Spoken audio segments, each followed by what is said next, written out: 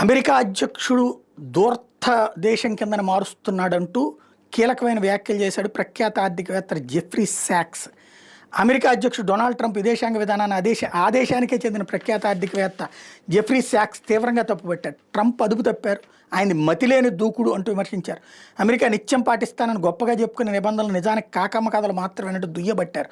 Venezuela అనంతరం Trump తదుపరి లక్ష్యం ఖచ్చితంగా ఇరాన్ అని తాజాగా ఇండియా టుడే వార్తా సంస్థ మాట్లాడుతూ శాక్స్ అభిప్రాయపడ్డారు.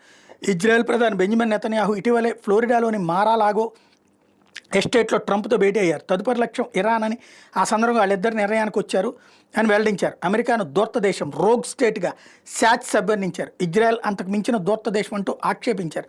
అవి రెండు నిజంగా ఇరాన్పై భారీ ఎత్తున దాడికి దిగితే తీవ్ర పరిణామాలకు దారితీస్తుంది, ప్రపంచ యుద్ధ స్థాయికి విస్తరిస్తుందని హెచ్చరించారు. ఇరాన్ వద్ద పలు అత్యాధునిక క్షిపణులు ఉన్నాయని గుర్తు చేశారు. ఇరాన్ మాత్రమే కాదు, Mexico, Colombia, Cuba, Denmark, Nigeria కనీసం మరో 6 దేశాలను ట్రంప్ బెదిరిస్తున్నారు. అమెరికా సామ్రాజ్యవాద పోకడలను భారత్ తదితర బ్రిక్స్ దేశాలు అడ్డుకోవాలని అభిప్రాయపడ్డారు. గ్రీన్లాండ్ ఎప్పటికీ డెన్మార్క్ తెలియని యూరప్ దేశాలను ముక్తకంఠంతో పేర్కొన్న విషయాన్ని గుర్తు చేశారు. సైన్యం, ముఖ్యంగా సిఐఏ, పెంటగాన్ వంటి భద్రతా సంస్థలు ఇంకా సామ్రాజ్యవాద కుబేరులతో కూడిన రాజ్యాంగేతర శక్తి అయిన డీప్ స్టేట్ ప్రస్తుతం అమెరికాను పాలిస్తోందంటూ శాక్స్ ఆరోపించారు.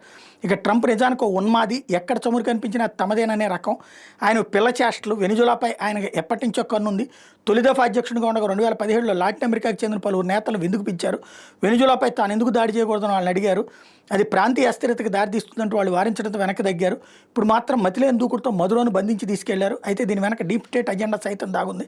ఎందుకంటే అమెరికా విదేశాంగ విధానం నియంత్రించేది అధ్యక్షుడు కాదు, డీప్ స్టేట్ అని శాక్స్ చెప్పుకొచ్చారు. నిజానికి ఆ దేశాన్ని విచ్ఛిన్నం చేసేందుకు అమెరికా 20 ఏళ్లుగా ప్రయత్నిస్తూనే ఉంది. కానీ పలు దేశాల్లో నాయకత్వాన్ని మార్చేందుకు ఇప్పటికే అమెరికా చేసిన ప్రయత్నాలని విఫలమయ్యాయి. వెనిజులాలో అదే పునరావృతం అయ్యేలా కనిపిస్తోందంటూ అంచనా వేశారు.